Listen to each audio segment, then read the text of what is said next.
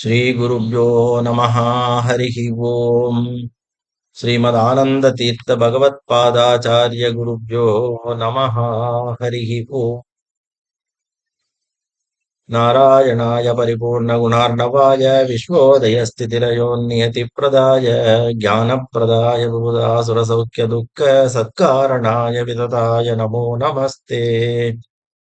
ಜನ್ಮಾದ್ಯಸ್ಯ ಯತೋನ್ಮಯಾಯಿತರತಸ್ಹತ್ತೇತ್ವವಿಘ್ನಸ್ವರಾಟ್ तेने ब्रह्महृदाय आदिकवये मुह्यन्ति यं सूरयः तेजो वारिमृदां यथा विनिमयो यत्र त्रिसर्गो मृषा धाम्ना स्वेन सदा निरस्तकुहकम् सत्यं परं धीमहि. समस्त गुरुभ्यो नमः. ಹರೇ ಶ್ರೀನಿವಾಸ. ನಾವು ಪದ್ಮಪುರಾಣದಲ್ಲಿ ಸುಮನ ಮತ್ತು ಸೋಮಶರ್ಮ ಇವರಿಬ್ಬರ ಸಂವಾದವನ್ನು ಕೇಳ್ತಾ ಬಂದಿದ್ದೀವಿ. ಈ ಸೋಮಶರ್ಮ ಅವನಿಗೆ ಮಕ್ಕಳಿಲ್ಲ, ದುಡ್ಡಿಲ್ಲ ಅಂತ ತುಂಬಾ ವಿಚಾರ ಇತ್ತು. ಆವಾಗ ಅವನ ಹೆಂಡತಿ ಕೇಳ್ತಾನೆ, ನನಗೆ ಮಕ್ಕಳು ಇಲ್ಲ, ದುಡ್ಡು ಇಲ್ಲ, ಏನ್ ಮಾಡೋದು, ನೀನೊಂದು ಉಪಾಯ ತಿಳಿಸು, ಇದು ತುಂಬಾ ವಿಚಾರವಾಗಿ ಇದೆ ಅಂತ ಹೇಳ್ತಾನೆ. ಆವಾಗ ಅವಳು ಹೇಳ್ತಾಳೆ, ಮಕ್ಕಳಿಲ್ಲ ಅಂತ ಇರೋದು ಏನೋ ದೊಡ್ಡ ವಿಶೇಷ ಇಲ್ಲ, ದೊಡ್ಡ ಪ್ರಾಬ್ಲಮ್ ಇಲ್ಲ, ಒಳ್ಳೆಯ ಮಕ್ಕಳು ಬೇಕು ಹಾಗಂತ ಹೇಳ್ತಾನೆ. ಅದೇ ತರ ದುಡ್ಡಿಲ್ಲ ಅಂತ ವಿಚಾರ ಪಡಬೇಡ, ಒಳ್ಳೆಯ ದುಡ್ಡು ಬೇಕು, ಅದಕ್ಕೆ ನಾವು ಪುಣ್ಯ ಸಂಪಾದನೆ ಮಾಡಬೇಕು ಅಂತ ಅವಳು ಬುದ್ಧಿಮಾತು ಹೇಳ್ತಾಳೆ. ಮತ್ತೆ ಈಗ ಇರೋ ಮಕ್ಕಳು ಒಳ್ಳೆಯ ಮಕ್ಕಳಲ್ಲಿ ನಾರ್ಮಲ್ ಆಗಿ ಮಕ್ಕಳು ಹುಟ್ಟುತ್ತಾರೆ, ಅದರಿಂದ ಏನು ಪ್ರಯೋಜನ ಇಲ್ಲ. ನಮಗೆ 4 ರೀತಿಯಿಂದ ಬಂಧುಗಳು ಸಿಗ್ತಾರೆ. ಒಂದು ಋಣದಿಂದ ಬರ್ತಾರೆ, ಇನ್ನೊಬ್ರು ನಾವು ಲಾಸ್ಟ್ ಹೋದ ಜನ್ಮದಲ್ಲಿ ಅವರಿಂದ ತಗೊಂಡಿರ್ತೀವಿ, ಮತ್ತೆ ತಗೊಳಕ್ ವಾಪಸ್ ಬರ್ತಾರೆ, ಅಥವಾ ಉದಾಸೀನರಾಗಿ ನಮ್ಮ ಜೊತೆ ಅವರು ಇರ್ತಾರೆ. ಈ ಇನ್ನೊಬ್ರು ಪುಣ್ಯದಿಂದ ಹುಟ್ಟುತ್ತಾರೆ. ಆ ತರ 4 ಜನ ಬಂಧುಗಳು ನಮಗೆ ಸಿಗ್ತಾರೆ, ಮಕ್ಕಳು ಬಂಧುಗಳು ನಮಗೆ ಸಿಗ್ತಾರೆ ಅಂತ ಹೇಳಿ ಅದ್ರ ಬಗ್ಗೆ ತಿಳಿಸ್ತಾಳೆ. ಮತ್ತೆ ಪುಣ್ಯದ ಬಗ್ಗೆ ತಿಳಿಸೋ ವೇಳೆ ಒಂದು ಕರ್ಮ ಧರ್ಮಾಚರಣೆ ಆಗಬೇಕು ಅಂದ್ರೆ ಅದಕ್ಕೆ 10 ಅಂಗ ಇರಬೇಕು. ಬ್ರಹ್ಮಚರ್ಯ, ಸತ್ಯ, ಅಹಿಂಸೆ, ದಯ, ಕ್ಷಮ, ಆಮೇಲೆ ಶಾಂತಿ, ಪ್ರಜ್ಞಾ, ಮೇಧ, ಈ ತರ ಗುಣಗಳೆಲ್ಲ ತುಂಬಿ ಆ ಕೆಲಸವನ್ನು ನಾವು ಮಾಡೋ ವೇಳೆ ನಮಗೆ ಅದು ಆ ಧರ್ಮಾಚರಣೆ ಬಂದು ಆ ಕರ್ಮ ಒಂದು ಧರ್ಮಾಚರಣೆ ಆಗತ್ತೆ. ಆ ಧರ್ಮಾಚರಣೆಯ ಫಲವಾಗಿ ನಮಗೆ ಪುಣ್ಯ ಸಿಗತ್ತೆ ಅಂತ ಹೇಳಿ ತುಂಬಾ ವಿಸ್ತಾರವಾಗಿ ಅವಳು ತಿಳಿಸ್ತಾಳೆ. ಅದ್ರ ಬಗ್ಗೆ ನಾವು ಹಿಂದೆ ತಿಳಿದಿದ್ದೀವಿ. ಆಮೇಲೆ ನಾವೇನ್ ತಿಳ್ಕೋತೀವಿ, ನಾವು ಮಠಕ್ಕೆ ಹೋಗಿ ಒಂದು ಸೇವೆ ಕಟ್ಟಿಸಿದ್ರೆ ಸಾಕು, ಒಂದು ಅನ್ನದಾನ ಕಟ್ಟಿದ್ರೆ ಸಾಕು, ಅಲ್ಲ ಒಂದು ಪಂಚಾಮೃತ ಅಭಿಷೇಕ ಕಟ್ಟಿದ್ರೆ ನಮಗೆ ಪುಣ್ಯ ಬಂದ್ಬಿಡತ್ತೆ ಅಂತ ನಾವು ತಿಳ್ಕೋತೀವಿ. ಆ ಮೆಂಟಾಲಿಟಿ ಇರಬಾರ್ದು. ಯಾಕೆಂದ್ರೆ ಅದರಿಂದ ಪುಣ್ಯ ಬರುತ್ತೆ, ಆದ್ರೆ ತುಂಬಾ ಒಂದು 5% ಪುಣ್ಯ ಬರುತ್ತೆ. ಆದ್ರೆ ನಮ್ಮ ಮನಸ್ಸಿನ ಭಾವನೆ ಅದರಲ್ಲಿ ತುಂಬಾ ಮುಖ್ಯವಾಗಿ ಬೇಕಾಗತ್ತೆ. ಆ ಭಾವನೆಯನ್ನು ಉಂಟು ಮಾಡುವುದು ಈ ಗುಣಗಳೆಲ್ಲ ಬರುತ್ತದೆ. ಅದನ್ನು ನಾವು ನಮ್ಮ ಜೀವನದಲ್ಲಿ ಅಳವಡಿಸಿಕೊಳ್ಳಬೇಕು. ಅದು ತುಂಬಾ ಮುಖ್ಯವಾದ ಪ್ರಧಾನ ವಿಷಯ. ಇವಾಗ ಸೇವೆ ಕಟ್ಟಿಸಿದ್ರೆ ಸಿಗತ್ತೆ, ಪುಣ್ಯ ಸಿಗತ್ತೆ, ಆದ್ರೆ ಒಂದು 10 to 20%, not more than that. But 100% ನಮಗೆ ಸಿಗ್ಬೇಕು ನಮ್ಮ ಮನಸ್ಸಿನ ಭಾವನೆ. ದೇವರು ಎಂತಾದವ, ಅವನಿಗೆ ನಾವು ಸೇವೆ ಮಾಡೋ ಭಾಗ್ಯ ನಮಗೆ ಸಿಕ್ಕಿದೆ. ನಾವು ಮನುಷ್ಯ ಜನ್ಮಲ್ಲಿ ಹುಟ್ಟಿದ್ದೇವಲ್ಲ, ಅದರಿಂದ ದೇವ್ರ ಬಗ್ಗೆ ನಮಗೆ ಚಿಂತನೆ ಮಾಡಕ್ಕಾಗತ್ತೆ. ನಾಯೋ ನರಿಯೋ ಆ ತರ ಹುಟ್ಟಿದ್ರೆ ದೇವ್ರ ಬಗ್ಗೆನೇ ಯೋಚನೆ ಬರೋದಿಲ್ಲ. ಈ ಜನ್ಮದಲ್ಲಿ ನಮಗೆ ಅದು ವೈಷ್ಣವ ಜನ್ಮದಲ್ಲಿ ನಮ್ಮ ದೇವರು ಅನುಗ್ರಹ ಮಾಡಿದ್ದಾನೆ ಅಂದ್ರೆ ಅವನ ಉಪಕಾರವನ್ನ ನಾವು ಸ್ಮರಣೆ ಮಾಡಿ, ಸ್ವಾಮಿ ನೀ ಎಂತಾದವ, ನಿನ್ನಿಂದೇ ಸಕಲ ಕೆಲಸಗಳು ಆಗತ್ತೆ ಅಂತ ಒಂದು ಮನಸ್ಸಿನ ಭಾವನೆಯೊಂದಿಗೆ ಒಂದು ಪೂಜೆಯೋ, ಒಂದು ಅಭಿಷೇಕವೋ, ಒಂದು ಅನ್ನದಾನವೋ ನಾವು ದೇವಸ್ಥಾನದಲ್ಲಿ ಮಾಡಿದರೆ ಅದಕ್ಕೆ ನಮಗೆ ಪೂರ್ಣ ಫಲ ಸಿಗತ್ತೆ ಅಂತ ಹೇಳಿ ಸುಮನ ತನ್ನ ಗಂಡನಿಗೆ ತಿಳಿಸ್ತಾಳೆ. ಆವಾಗ ಸೋಮಶರ್ಮ ಕೇಳ್ತಾನೆ, ಪುಣ್ಯಾತ್ಮ ಹೇಗಿರ್ತಾನೆ, ಅವನ ಜೀವನ ಹೇಗಿರ್ತದೆ, ಅದೇ ತರ ಪಾಪಾತ್ಮ ಹೇಗಿರ್ತಾನೆ, ಅವನ ಜೀವನ ಹೇಗಿರುತ್ತೆ ಅಂತ ಕೇಳ್ತಾನೆ. ಆವಾಗ ಅವಳು ತಿಳಿಸ್ತಾಳೆ, ಪುಣ್ಯಾತ್ಮರ ಜೀವನ ತುಂಬಾ ಸರಳವಾಗಿರುತ್ತದೆ, ನದಿಲಿ ನೀರು ಹರಿಯೋ ತರ ತುಂಬಾ ಆನಂದಪ್ರದವಾಗಿರುತ್ತದೆ. ಒಂದು ಪುಣ್ಯಾತ್ಮನ ಜನನ ಮತ್ತು ಮರಣ ಎರಡುವೇ ತುಂಬಾ ಶಾಂತವಾಗಿರ್ತದೆ, ಸಂತೋಷವಾಗಿರುತ್ತದೆ. ಒಂದು ಪುಣ್ಯಾತ್ಮ ಒಂದು ಮನೆಯಲ್ಲಿ ಹುಟ್ಟಿದ ಅಂತ ಹೇಳಿದ್ರೆ ಆ ಮನೆಯಲ್ಲಿ ವಾತಾವರಣ ಎಲ್ಲ ಬದಲಾಗತ್ತೆ, ಅವನಿಂದ ಅವನ ಪರಂಪರೆ ಎಲ್ಲ ಉದ್ಧಾರ ಆಗತ್ತೆ, ಮನೆಯಲ್ಲಿ ಸಕಲ ಸತ್ಕಾರ್ಯಗಳು ನಡೀತೆ, ದೇವತೆಗಳು ಮನೆಯಲ್ಲಿ ಬಂದಿರ್ತಾರೆ. ಈ ತರ ಒಳ್ಳೆ ಸಿಚುವೇಶನ್ಸ್ ಎಲ್ಲ ಮನೆಯಲ್ಲಿ ಬರ್ತದೆ. ಅವನ ಮರಣ ಕಾಲದಲ್ಲಿಯೂ ಅವನಿಗೆ ಕಷ್ಟ ಏನು ಇರಲ್ಲ. ತುಂಬಾ ಈಸಿಯಾಗಿ ಅವನು ಮರಣವನ್ನು ಹೊಂದುತ್ತಾನೆ.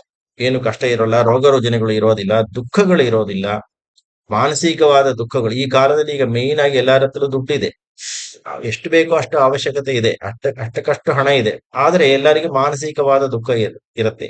ಅದಕ್ಕೆ ಕಾರಣ ಏನು ಅಂದ್ರೆ ಜನ್ಮಾಂತರ ಪಾಪಗಳು. ಅದನ್ನ ಕಳೆಯೋದಕ್ಕೆ ಮೇಯ್ನ್ ಆಗಿ ನಾವು ಮಾಡಬೇಕಾಗಿದ್ದು ಹರಿಸ್ಮರಣೆ, ಹಾಗಂತ ಹೇಳಿ ಶಾಸ್ತ್ರಕಾರರು ತಿಳಿಸ್ತಾರೆ. ಸೊ ಈ ಪುಣ್ಯಾತ್ಮ ತನ್ನ ಮರಣವನ್ನು 1 ವರ್ಷಕ್ಕೆ ಹಿಂದೆಯೇ ತಿಳ್ಕೊತಾನೆ. 1 ವರ್ಷ, 1 ಇಯರ್ ಬಿಫೋರ್ ಅವನು ತಿಳ್ಕೊತಾನೆ. ತಿಳ್ಕೊಂಡ ಮೇಲೆ ಅವನೇನ್ ಮಾಡ್ತಾನೆ, ತನ್ನ ತುಂಬಾ ತುಂಬಾ ಭಕ್ತಿಯಿಂದ ಭಗವಂತನನ್ನು ಪ್ರಾರ್ಥನೆ ಮಾಡುತ್ತಾನೆ, ಪೂಜೆಗಳು ಮಾಡುತ್ತಾನೆ, ವ್ರತ ಅನುಷ್ಠಾನಗಳು ಮಾಡುತ್ತಾನೆ, ಜನರಿಗೆಲ್ಲ ಒಳ್ಳೆ ಮಾತು ತಿಳಿಸ್ತಾನೆ, ತನಗೆ ಗೊತ್ತಿರೋ ಒಳ್ಳೆ ಶಾಸ್ತ್ರ ಜ್ಞಾನವನ್ನು ಎಲ್ಲರಿಗೂ ತಿಳಿಸಿಕೊಡ್ತಾನೆ. ಹಾಗಿದ್ದು ಅವನು ಫೈನಲ್ ಆಗಿ ಅವನು ತುಂಬಾ ಈಸಿಯಾಗಿ ಮರಣವನ್ನು ಹೊಂದುತ್ತಾನೆ. ಆ ಟೈಮಲ್ಲಿ ಅವನ ರಿಸೀವ್ ಮಾಡೋದಕ್ಕೆ ದೇವತೆಗಳು ಬರ್ತಾರೆ. ದೇವತೆಗಳು ಬಂದು ಅವನ್ನ ಪುಷ್ಪಕ ವಿಮಾನದಲ್ಲಿ ಕೂಡಿಸಿ ಮೇಲ್ಲೋಕಕ್ಕೆ ಕರ್ಕೊಂಡು ಹೋಗ್ತಾರೆ ಅಂತ ಹೇಳಿ ಪದ್ಮಪುರಾಣ ನಮಗೆ ತಿಳಿಸುತ್ತೆ. ಮೇಲ್ಲೋಕಕ್ಕೆ ಹೋಗೋ ವೇಳೆ ಧರ್ಮರಾಜ ಕಾದಿರ್ತಾನೆ ರಿಸೀವ್ ಮಾಡೋದಕ್ಕೆ. ರಿಸೀವ್ ಮಾಡಿ ಅವನ ಹತ್ರ ಒಳ್ಳೆ ಮಾತುಗಳನ್ನ ಹೇಳ್ತಾನೆ. ತುಂಬಾ ಉಪಚಾರ ಮಾಡಿ, ನೀನು ತುಂಬಾ ಪುಣ್ಯವಂತ, ನೀನು ಒಳ್ಳೆ ಕೆಲಸಗಳೆಲ್ಲ ಮಾಡಿದ್ದೀಯ ಅಂತ ಹೇಳಿ ಅವನ್ನ ತುಂಬಾ ಅಪ್ರಿಶಿಯೇಟ್ ಮಾಡಿ ಅವನಿಗೆ ಎಲ್ಲಾ ಸತ್ಕಾರವೂ ಮಾಡಿ ಮುಂದಕ್ಕೆ ಅವನ ಯಾತ್ರೆ ಕಳಿಸಿಕೊಡ್ತಾನೆ. ಅವನ ಮೇಲ್ಲೋಕಕ್ಕೆ ಹೋಗಿ ಸ್ವರ್ಗಾದಿ ಲೋಕಗಳಲ್ಲೆಲ್ಲ ಸುಖ ಅನುಭವಿಸಿ ಮತ್ತೆ ವಾಪಸ್ ಬಂದು ಬೇರೆ ಶ್ರೇಷ್ಠವಾದ ಜನ್ಮದಲ್ಲಿ ಹುಟ್ಟಿ ಮತ್ತೆ ಅವನು ಪುಣ್ಯ ಮಾಡ್ತಾನೆ. ಇದೊಂಥರ ಸೈಕಲ್ ತರ, ಇದು ಒಂದು ಕಂಟಿನ್ಯೂಸ್ ಆಗಿ ಅವನ ಪುಣ್ಯ ಕೆಲಸಗಳು ಮಾಡಿ ಮಾಡಿ ಮಾಡಿ ಅವನು ಮುಂದೆ ಮೋಕ್ಷವನ್ನು ಪಡೀತಾನೆ. ಆ ಸಮಯದಲ್ಲಿ ಒಂದೊಂದು ಜನ್ಮದಲ್ಲೂ ಅವನ ಕುಲದಲ್ಲಿ 21 ಕುಲವನ್ನು ಅವನು ಉದ್ಧಾರ ಮಾಡುತ್ತಾನೆ. ಅವನ ಪರಂಪರೆಯಲ್ಲಿ ಬರೋ ಅವ್ರ ಪುತ್ರಿಗಳಿಗೆಲ್ಲ ಸದ್ಗತಿ ಆಗತ್ತೆ, ಇವನು ಒಬ್ಬನಿಂದ ಎಲ್ಲರಿಗೂ ಅನುಕೂಲ ಆಗತ್ತೆ. ಆ ತರ ಮಕ್ಕಳನ್ನ ನಾವು ಪಡಿಬೇಕು. ಅದು ಪುಣ್ಯಾತ್ಮನಾದ ಮಗ. ಆ ಮಗನಿಂದ ನಮ್ಮ ಜೀವನ ಆ ಪರಂಪರೆಯಲ್ಲೇ ಎಲ್ಲರಿಗೂ ಒಳ್ಳೇದಾಗತ್ತೆ. ಅದನ್ನ ಪಡಿಬೇಕು ಅಂದ್ರೆ ವಿಷ್ಣುವಿನ ಆರಾಧನೆ ಮಾಡಬೇಕು ಅಂತ ಹೇಳಿ ತಿಳಿಸ್ತಾಳೆ.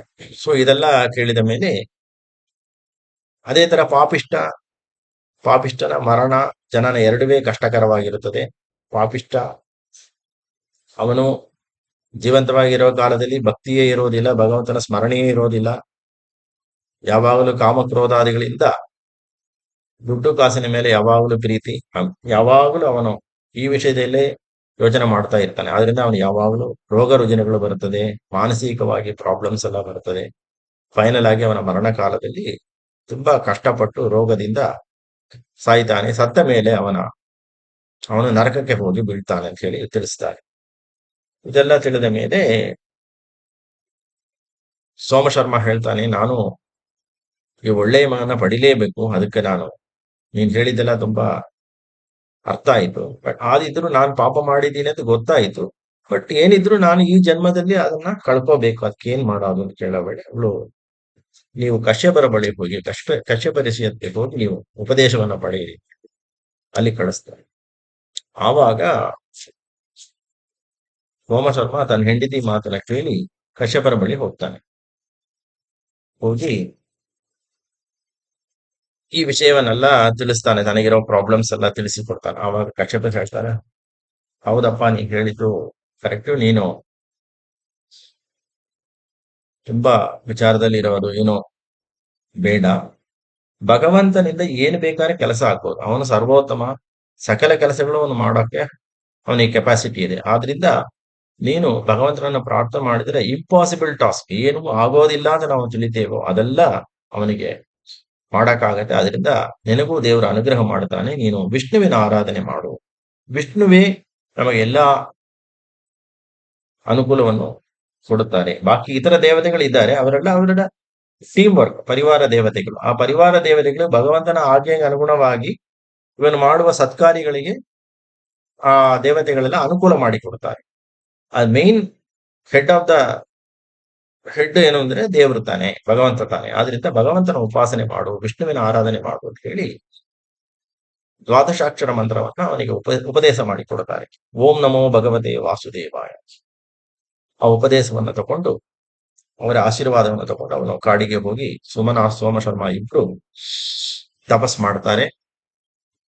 ತಪಸ್ ಮಾಡೋ ವೇಳೆ ಸತತವಾಗಿ ಭಗವಂತನ ಸ್ಮರಣೆಯನ್ನು ಮಾಡ್ತಾ ಇರ್ತಾನೆ.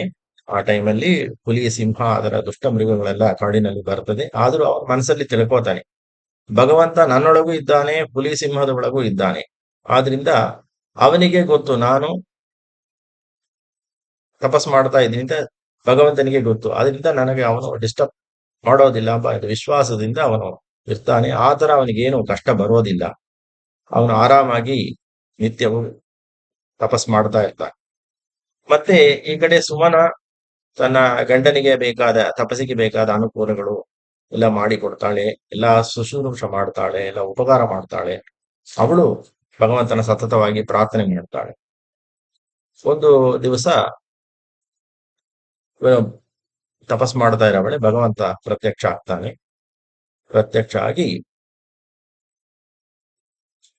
ನೀನು ಸೋಮ ಶರ್ಮ, ನಿನ್ನ ತಪಸ್ಸು ತುಂಬಾ ನಂಗೆ ಸಂತೋಷವಾಯಿತು, ನಿಂಗೆ ಏನ್ ಬೇಕೋ ನೀನ್ ಕೇಳು, ಹಾಗೆ ಹೇಳಿ ನಿಂಗೆಲ್ಲ ಕೊಡ್ತೀನಿ ಹಾಗೆ ಹೇಳಿ ಹೇಳ್ತಾನೆ. ಆವಾಗ ಸೋಮ ಶರ್ಮ ಕೇಳಿದ್ದೆ ತುಂಬಾ ವಿಶೇಷವಾದದ್ದು. ಇವನು ತಪಸ್ಸಿಗೆ ಹೋಗಿದ್ದು ದುಡ್ಡು ಬೇಕು, ಮಕ್ಕಳು ಬೇಕು ಅಂತ. ಆದರೆ ದೇವರ ಹತ್ರ ಕೇಳಿದ್ದೇನು? ಸ್ವಾಮಿ, ಸತತವಾಗಿ ನಿನ್ನ ಸ್ಮರಣೆ ಮಾಡುವ ಭಾಗ್ಯವನ್ನು ಕೊಡು, ಜನ್ಮ ಜನ್ಮಾಂತರದಲ್ಲಿ ನಿನ್ನಲ್ಲಿ ಭಕ್ತಿಯನ್ನು ಕೊಡು ಹಾಗೆ ಹೇಳಿ ಕೇಳ್ತಾನೆ. ಏನಂದ್ರೆ ಮನಸ್ಸಿನ ಭಾವನೆಯೇ ಚೇಂಜ್ ಆಗ್ಬಿಡುತ್ತೆ. ಭಗವಂತನ ಸ್ಮರಣೆಯಿಂದ ಮನಸ್ಸಿನ ಎಲ್ಲ ನೆಗೆಟಿವ್ ಫೋರ್ಸಸ್ ಎಲ್ಲ ಒಂದೊಂದಾಗಿ ಕೆಳಗೆ ಬಿದ್ದೋಗುತ್ತೆ. ಹೇಗೆ ಮರದಿಂದ ಎಲ್ಲ ಎಲೆಗಳೆಲ್ಲ ಕೆಳಗೆ ಬೀಳುತ್ತೆ, ಆ ತರ ಎಲ್ಲಾ ನೆಗೆಟಿವ್ ಫೋರ್ಸಸ್ ಮನದಿಂದ ಕೆಳಗೆ ಬೀಳುತ್ತೆ. ಮನಸ್ಸು ತುಂಬಾ ನದಿ ನೀರಿನಂತೆ ಸ್ವಚ್ಛ ಆಗ್ಬಿಡುತ್ತೆ. ಆ ಟೈಮಲ್ಲಿ ಸಾಕ್ಷಾತ್ ಭಗವಂತನೇ ನೋಡಿ ಆಯ್ತು, ಇನ್ನೇನು ಕೇಳೋಕಿಲ್ಲ. ಸ್ವಾಮಿ, ನಿನ್ ಮೇಲೆ ಭಕ್ತಿ ಕೊಟ್ರೆ ಸಾಕು, ಬೇರೆ ಜಾಸ್ತಿ ನಮ್ಗೆ ಏನು ಬೇಕಾಗಿಲ್ಲ ಹಾಗೆ ಅಂತ ಹೇಳಿ ಹೇಳ್ತಾನೆ. ಅದಕ್ಕೆ ಹೇಳಿ ಭಗವಂತ ತುಂಬಾ ಸಂತೋಷ ಪಡ್ತಾನೆ. ಆದ್ರೂ ನೀ ಏನ್ ಬೇಕು ಮತ್ತೆ ಕೇಳು ನೀವು ಕೇಳಬೇಡ. ಸ್ವಾಮಿ, ನನ್ನ ಕುಲ ಉದ್ಧಾರಕ್ಕೆ ಒಂದು ಪುಣ್ಯಾತ್ಮನಾದ ಮಗ ಬೇಕು ಹಾಗೆ ಅಂತ ಹೇಳಿ ಕೇಳ್ತಾನೆ. ಹಾಗೆ ಆಯ್ತು, ನಿನ್ಗೆ ಮಕ್ಕಳಾಗತ್ತೆ, ಅವನಿಂದ ನಿನ್ನ ಕುಲ ಉದ್ಧಾರ ಆಗತ್ತೆ, ವಿಶೇಷವಾದ ಒಳ್ಳೆ ಕೆಲಸಗಳನ್ನ ಅವನು ಮಾಡ್ತಾನೆ, ನೀ ಸಂತೋಷವಾಗಿರು ಹಾಗೆ ಅಂತ ಹೇಳಿ ಭಗವಂತ ಆಶೀರ್ವಾದ ಮಾಡಿ ಮರೆಯಾಗ್ತಾನೆ. ಇದು ಕೇಳಿದ ತಕ್ಷಣ ಸುಮನ, ಸೋಮಶರ್ಮ ಇಬ್ಬರಿಗೂ ತುಂಬಾ ಸಂತೋಷ ಆಗತ್ತೆ. ಭಗವಂತ ಫೈನಲ್ ಆಗಿ ಅನುಗ್ರಹ ಮಾಡಿದ, ನಮ್ಮ ತಪಸ್ಸಿಗೆ ಒಂದು ಫಲ ಸಿಕ್ಕಿತು ಅಂತ ಹೇಳಿ ಗುರು ಹಿರಿಯರನ್ನೆಲ್ಲ ಸ್ಮರಣೆ ಮಾಡಿ ಅವರಿಗೆಲ್ಲ ಮಾನಸಿಕವಾಗಿ ನಮಸ್ಕಾರ ಮಾಡಿ ಅವ್ರ ಮನೆಗೆ ವಾಪಸ್ ಬರ್ತಾರೆ. ವಾಪಸ್ ಬರೋ ವೇಳೆ ಮೊದಲು ಸುಮನ ಮನೆಗೆ ಹೋಗ್ಬಿಡ್ತಾಳೆ, ಹಿಂದೆ ಇವನ್ ಬರ್ತಾನೆ. ಬರೋ ವೇಳೆ ಒಂದು ದಾರಿಯಲ್ಲಿ ಒಂದು ಆನೆ ಮೇಲೆ ಒಂದು ದೇವದೂತ ಕೂತಿರ್ತಾನೆ. ಆಮೇಲೆ ಅವನ ಜೊತೆ ಪರಿವಾರಗಳೆಲ್ಲ ಹೋಗ್ತಾ ಇರುತ್ತೆ. ಈ ದೃಶ್ಯವನ್ನ ಅವನು ನೋಡ್ತಾ ತುಂಬಾ ಅಲಂಕಾರ ಮಾಡ್ಕೊಂಡು ಒಂದು ದೇವದೂತ ಹೋಗ್ತಾರೆ. ಅದು ನೋಡಿದ ತಕ್ಷಣ ಇವನಿಗೆ ಯಾರಪ್ಪ ನಮ್ಮ ಏರಿಯಾದಲ್ಲಿ ಬರ್ತಾರೆ, ಎಲ್ಲಿ ಹೋಗ್ತಾರೋ ಗೊತ್ತಿಲ್ವಲ್ಲ ಅಂತ ಹೇಳಿ ನೋಡ್ತಾ ಇರ್ತಾರೆ. ದೂರದಿಂದ ನೋಡೋ ವೇಳೆ ಆ ದೇವದೂತ ತನ್ನ ಪರಿವಾರದೊಂದಿಗೆ ಸೋಮಶರ್ಮನ ಮನೊಳಗೆ ಹೋಗ್ತಾನೆ. ಈ ದೃಶ್ಯವನ್ನು ಅವನು ನೋಡ್ತಾನೆ. ನೋಡ್ಬಿಟ್ಟು ಹಿಂದೆ ಬರ್ತಾನೆ, ಮನೆಯೊಳಗೆ ಹೋಗಕ್ ಬರ್ತಾನೆ. ಆವಾಗ ಮನೆಯೊಳಗೆ ಎಂಟರ್ ಮಾಡಿ ನೋಡೋ ವೇಳೆ ಅವನಿಗೆ ತುಂಬಾ ಸಂತೋಷ ಆಗತ್ತೆ. ಏನಂದ್ರೆ ಮನೆಯೊಳಗೆ ಟೋಟಲ್ ಅಟ್ಮಾಸ್ಫಿಯರ್ ಎಲ್ಲ ಚೇಂಜ್ ಆಗ್ಬಿಟ್ಟಿದೆ, ಇಂಟೀರಿಯರ್ ಡೆಕೋರೇಷನ್ ಎಲ್ಲ ಚೆನ್ನಾಗಿ ಆಗ್ಬಿಟ್ಟಿರುತ್ತೆ. ಹೆಂಡತಿ ತುಂಬಾ ಅಲಂಕಾರ ಮಾಡ್ಕೊಂಡು ತುಂಬಾ ರೂಪವತಿಯಾಗಿ ನಿಂತಿರ್ತಾಳೆ. ಅವಳ ಹೆಂಡತಿ ಅಂತ ಗೊತ್ತಾಗಲ್ಲ, ಆ ತರ ಅವಳಿಗೆ ಅಲಂಕಾರ ಎಲ್ಲ ಮಾಡಿರ್ತಾರೆ. ಮನೆ ತುಂಬಾ ವಜ್ರ ವೈಡೂರ್ಯ ಆಭರಣಗಳೆಲ್ಲ ತುಂಬಿರುತ್ತೆ. ಎಲ್ಲಾ ರೀತಿಯಲ್ಲೂ ಜನಗಳೆಲ್ಲ, ಸೇವಕರೆಲ್ಲ ನಿಂತಿರ್ತಾರೆ. ಅವರೆಲ್ಲ ಇವನ್ ಬಂದ ತಕ್ಷಣ ಇವನ್ ಕಾಲ್ ತೊಳೆಯೋದಕ್ಕೆ ಎಲ್ಲದಕ್ಕೂ ನೀರೆಲ್ಲ ಕೊಟ್ಟು ಉಪಚಾರ ಮಾಡ್ತಾರೆ. ಇದು ನೋಡಿದ ತಕ್ಷಣ ಇದೆಲ್ಲ ನೋಡ್ಕೊಂಡು ಮನೆ ಒಳಗೆ ಬರ್ತಾನೆ. ಮನೆ ಆಗಿ ರಮ್ಯವಾಗಿರುತ್ತೆ, ತುಂಬಾ ಬ್ಯೂಟಿಫುಲ್ ಆಗಿ ಮನೆ ಚೇಂಜ್ ಆಗಿರುತ್ತೆ. ಅಲ್ಲಿ ಒಳ್ಳೆ ಪರಿಮಳ ಬರ್ತದೆ ಮನೆ ಒಳಗೆ.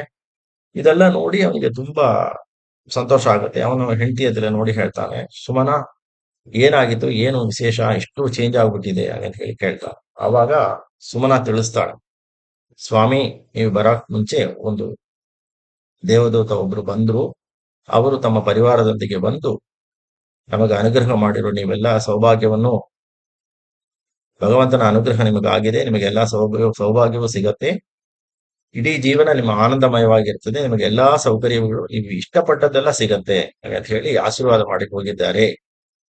ಅವ್ರ ಜೊತೆನೆ ನಮ್ಮ ಸೇವಕಿಯರೆಲ್ಲ ಬಂದ್ರು. ಅವರು ನಂಗೆ ಅಲಂಕಾರ ಮಾಡಿ ಎಲ್ಲ ಹೊಸ ವಸ್ತ್ರವೆಲ್ಲ ಕೊಟ್ಟು ಅಲಂಕಾರ ಮಾಡಿಸಿದ್ರು. ಮನೆಯೆಲ್ಲ ಅಲಂಕಾರ ಮಾಡಿದ್ರು. ಮನೆಯೆಲ್ಲ ಸ್ವಚ್ಛ ಮಾಡಿ ಅಲಂಕಾರ ಮಾಡಿ ವಿಶೇಷವಾದ ಅಡಿಗೆ ಎಲ್ಲ ಮಾಡಿ ಇಟ್ಟು ಹೋಗಿದ್ದಾರೆ ಅಂತ ಹೇಳಿ ಅವಳು ತಿಳಿಸ್ತಾಳೆ. ಆವಾಗ ನೋಡಿದ್ರೆ ಅವನು ಇದೆಲ್ಲ ಹೇಳಿ ಅವರು ಬಂದು ಮರೆಯಾದರು. ಆ ದೇವರೆಲ್ಲ ದೇವದೂತರೆಲ್ಲ ಮರೆಯಾದರು ಅಂತ ಹೇಳಿ ಹೇಳ್ತಾಳೆ. ಆ ಟೈಮಲ್ಲಿ ಅವ್ರು ಬಂದ ಜಾಗದಲ್ಲಿ ಹೂವೆಲ್ಲ ಬಿದ್ದಿರುತ್ತೆ. ಹೂವು, ಮಂತ್ರಾಕ್ಷಿ ಕಾಳು ಎಲ್ಲ ಆಶೀರ್ವಾದ ರೂಪದಿಂದ ಅವ್ರ ಮನೆಯೆಲ್ಲ ಬಿದ್ದಿರುತ್ತೆ. ಇದು ನೋಡಿದ ತಕ್ಷಣ ಸುಮನ, ಸೋಮಶರ್ಮ ಇಬ್ಬರಿಗೂ ತುಂಬಾ ಮನಸ್ಸಿಗೆ ಸಂತೋಷ ಆಗುತ್ತೆ. ದೇವರು ತುಂಬಾ ಅನುಗ್ರಹ ಮಾಡಿದ್ದಾನೆ. ಆಗ ಬಂದದ್ದು ಯಾರು ಅಂತ ಯೋಚನೆ ಮಾಡೋ ವೇಳೆ ಬಂದವ ತಿಳಿಸ್ತಾನೆ, ಈ ತರ ನಾನೇ ಇಂದ್ರ, ನಾನೇ ಐಶ್ವರ್ಯಕ್ಕೆ ಅಧಿಪತಿ. ಆದ್ರಿಂದ ನಾನು ನಿಮ್ಮ ಮನೆಯಲ್ಲಿ ಯಾವಾಗಲೂ ವಾಸ ಮಾಡ್ತೀನಿ. ನಿಮ್ಮಿಂದ ಎಲ್ಲಾ ಒಳ್ಳೆ ಕೆಲಸಗಳು ಆಗತ್ತೆ. ನೀವು ಸತತವಾಗಿ ಭಗವಂತನ ಸೇವೆಯನ್ನು ಮಾಡಬೇಕು. ಒಳ್ಳೆ ಸ್ವಚ್ಛದಿಂದ ಇರಬೇಕು ಅಂತ ಹೇಳಿ ಅಡ್ವೈಸ್ ಮಾಡಿ ಅವರೆಲ್ಲ ಹೋಗ್ತಾರೆ. ಇದೆಲ್ಲ ಕೇಳಿ ತುಂಬಾ ಸಂತೋಷ ಪಡ್ತಾರೆ. ಹಣಕಾಸು ಬಂದರೂ ಕೂಡ ನಿಧಾನದಿಂದ, ವಿನಯದಿಂದ ಅವರ ಜೀವನವನ್ನು ಮುಂದೆ ತಗೊಂಡು ಹೋಗ್ತಾರೆ. ಆ ಟೈಮಲ್ಲಿ ಅವರಿಗೆ ಒಂದು ಒಳ್ಳೆ ಮಗು ಆಗತ್ತೆ. ಅದೇ ಒಳ್ಳೆಯ ಮಗ. ಅವನೇನ್ ಮಾಡ್ತಾನೆ ಎಂಬುದನ್ನ ನಾವು ನಾಳೆ ತಿಳಿಯೋಣ. ಶ್ರೀ ಕೃಷ್ಣಾರ್ಪಣ ಮಸ್ತು.